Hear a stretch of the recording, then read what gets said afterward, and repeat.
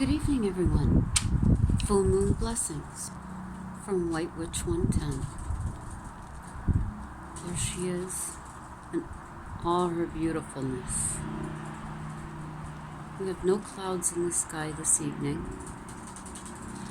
and you can feel the energy coming down here onto the balcony. I've washed my crystals in running water and now have them set out to be recharged, and some charged for the first time. Now this evening's story, historic haunt, is from the Chateau Laurier, which is a very prestigious hotel in Ottawa. Construction began on the hotel in 1908, and it was officially opened on April 26th, 1912. My flashlight's still working. Now, the owner of the hotel, whom was the president of the Grand Trunk Railway, Mr. Charles Melvin Hayes, died when the Titanic sunk on April 15th, 1912. This is why the official opening was put off until the 26th. Now, Mr. Hayes had been reported to say, due to faster builds and larger ships, a time would come when the trend would cause an appalling disaster. After the Titanic sunk, his body was found a few days later and was buried in Mount Royal Cemetery in Montreal. He was known as Canada's greatest railman, and trains were stopped for 5 minutes on April 25th, 1912, in his memory. Now, famous people whom have visited and stayed at Chateau Laurier are Queen Elizabeth, Princess Diana, Winston Churchill, Dwight Eisenhower, John Lennon, and the Rolling Stones. One of our prime ministers, R.B. Bennett, actually lived at Le Chateau, and secret meetings were held there during World War I and II. Now, the CBC radio station, which is Canadian Broadcasting Corporation, had a floor there that they used from 1924 to 2004. And also a very famous, I believe it was a painter, Yusuf Karish, sorry if I'm saying that wrong, was in the hotel from 1973 until 1992. Now, the chairman of CBC, Mr. Patrick Watson, had stayed in one of the rooms, and it is said he heard the sound of a pistol and walking in the middle of his room. This awoke him. He investigated and had found that a large ashtray had a perfect crack directly down the middle of it. The following night, he was awoken by a crash in the bathroom. Upon investigating this, he found his shaving kit was on the opposite side of the bathroom floor. It had been securely placed behind the faucets. There was also a report of music being heard, and when the person would climb the steps to investigate, the music would stop. The next location is the normal school. It was designated a historic site in 1974. The building was constructed in 1875. It now is part of City Hall and houses the mayor's office. The Teachers College was set up by Egerton Ryerson, whom Ryerson College in Toronto is named after. Now in 1953, the normal school was renamed Ottawa Teachers College, and it was sold to the federal government in 1978. The municipality of Ottawa-Carleton purchased the building in 1986 and renamed it Heritage Building.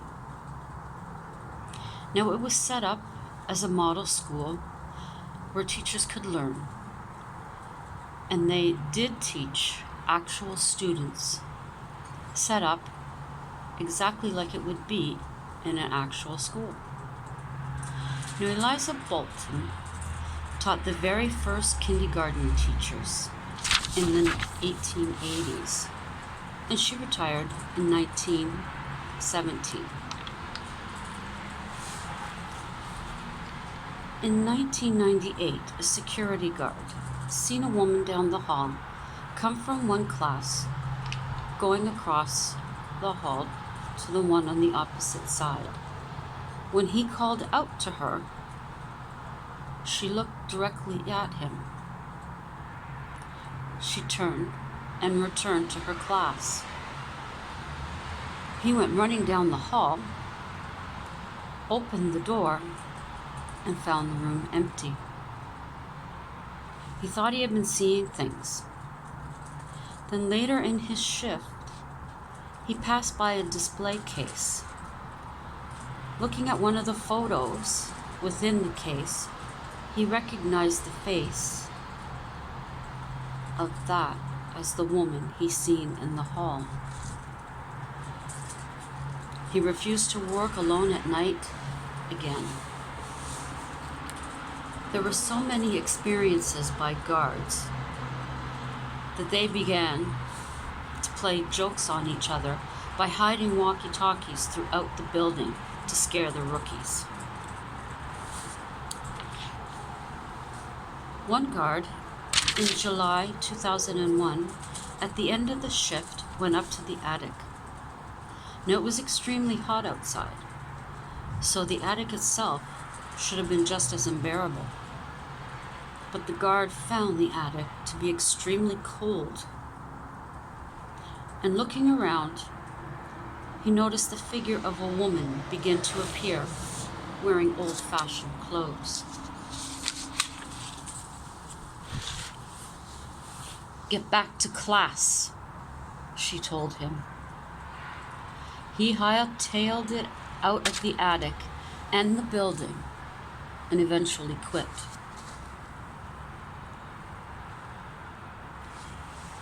Now, 1916 to 1917, a woman was working late and she was a non-believer.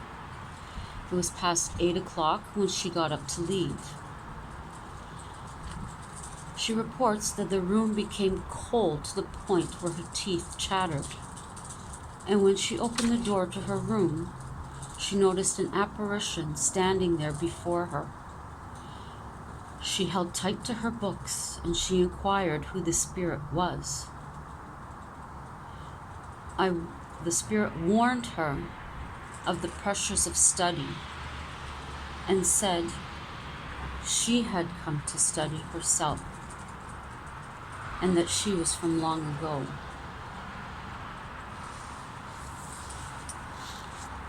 The next building is Lisgar Collegiate Institute.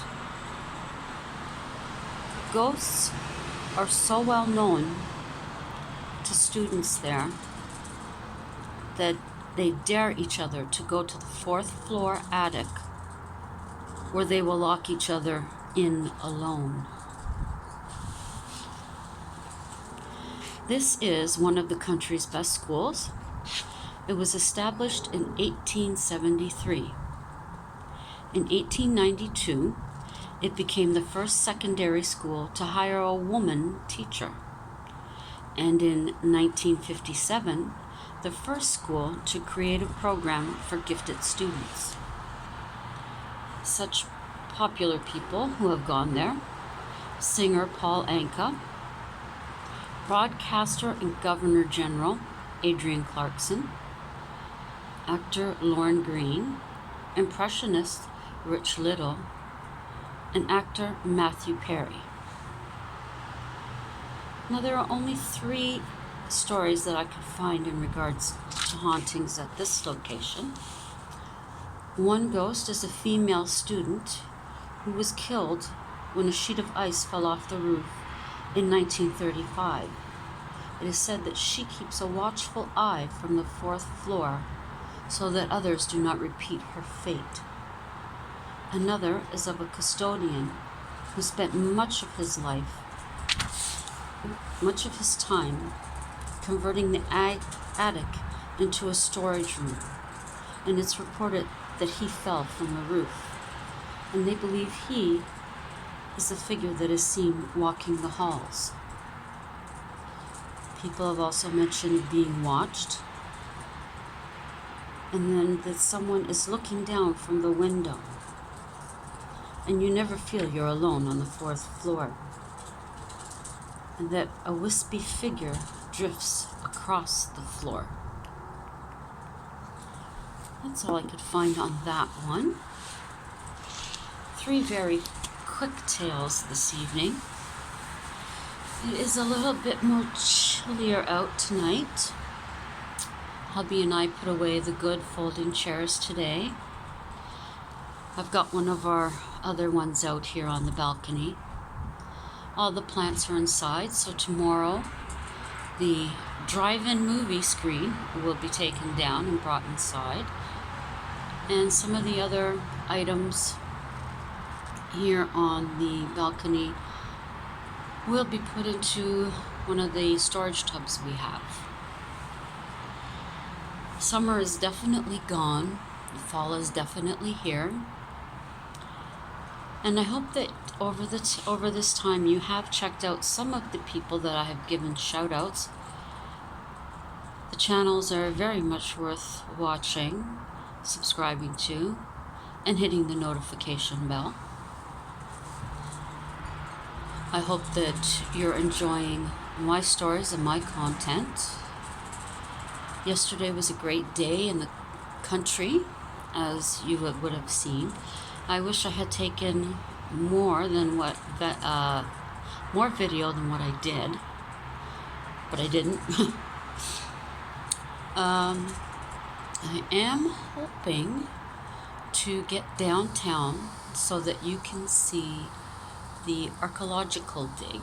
I don't know if I've mentioned that or not. It's up on Parliament Hill. Now that hubby and I have figured out a way to get down there without using LRT, we may be more apt now to go back downtown for such things. Also, the family, my stepdaughter, son-in-law, and grandson, hubby and myself, are going to be going to Pumpkin Inferno. We're not sure of the date. It would either be this coming weekend or the following. It's a mixture of real pumpkins and styrofoam pumpkins. They're formed into figures and different scenes. I will definitely be getting video for you of that. And then from there, I'm not really sure what I'll be doing. I have to do some more research on some other historical haunts for you. So stay tuned. Please subscribe if you like what you see and hear. Hit the notification bell so you'll know when I upload. Have a restful rest of Sunday evening. And for us Canadians, have a great Thanksgiving Day tomorrow.